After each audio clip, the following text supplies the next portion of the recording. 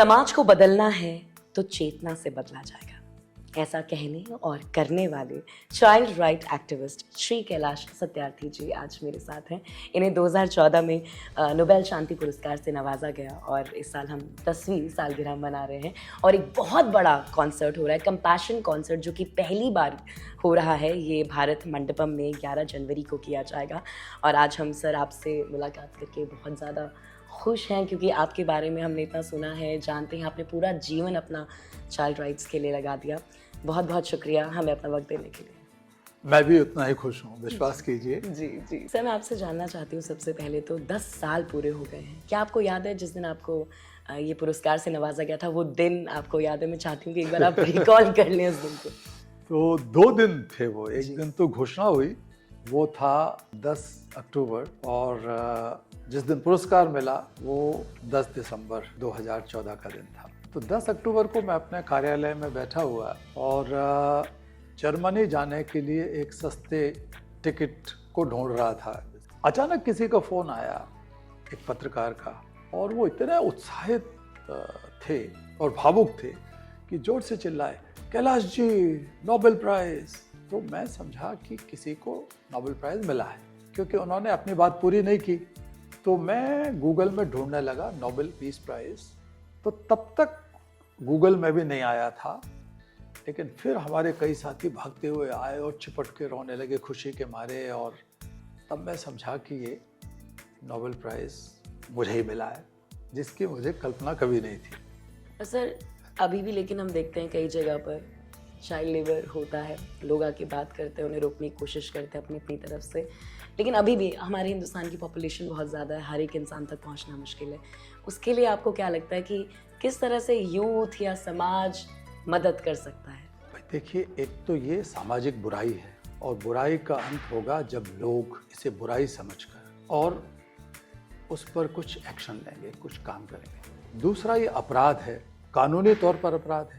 18 साल तक का कोई बच्चा मजदूरी कर ही नहीं सकता, वो गैर कानूनी, किसी भी प्रकार की बाल मजदूरी। तो ये कानून की जानकारी भी लोगों को होना चाहिए। लेकिन हम कई बार ये भूल जाते हैं कि ये जो बच्चे ढाबों पे काम कर रहे हैं, चाय बना के आपको पिला रहे हैं, ये छोटी मोटी दुकानों पर काम कर रहे हैं, मोटरसाइकिल की दुकान पर, ये किसी न किसी के बेटे बेटियां हैं।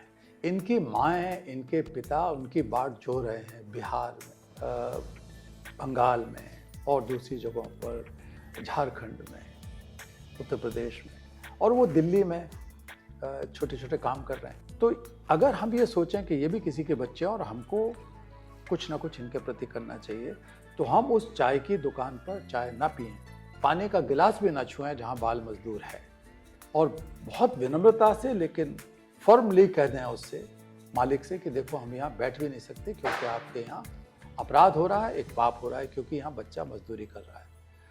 तो इससे चेतना फैलेगी। और सर, चाइल्ड राइट एक्टिविस्ट से एक ग्लोबल थॉट लीडर बनना, सत्यार्थी मूवमेंट के बारे में सर आपसे जानना चाहती हूँ। देखिए, Satyarthi movement for global compassion इन्हीं परिस्थितियों की उपज है। हम बाल मजदूरी, बच्चों की गुलामी के खिलाफ लड़ रहे हैं 40 साल से, लेकिन कई जगह ये देखने में आया है कि अच्छे कानूनों के बावजूद, अच्छी नीतियों के बावजूद बाल मजदूरी बढ़ रही है, खत्म होने का नाम नहीं ले रही। क्योंकि वो जो भाव है हमारे अंदर कि हम एक दूसरे के प्रति, खासकर इन बच्चों के प्रति अपनी जिम्मेवारी का एहसास करें, ये भाव कम होता जा रहा है।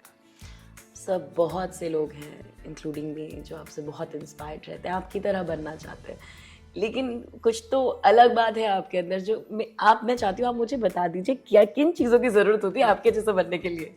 लेकिन मैं किसी को ये नहीं कहता कि मेरी तरह बनो।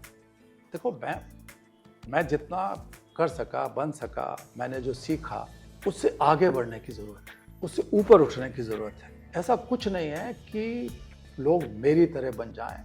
मैं कहता हूँ कि मेरे से अच्छे बनो, ताकि मैं आपके पास आके सीख सकूँ कल को कि यार आपने ये हासिल कर लिया, मैं भी आपसे कुछ सीखना चाहता हूँ। लेकिन 2-3 चीज़ें मैं ज़रूर करना चाहता हूँ कि बचपन कोई उम्र नहीं है, बचपन एक सोच है। बचपन का अर्थ है सरलता, सादगी, पारदर्शिता, ट्रांसपेरेंसी।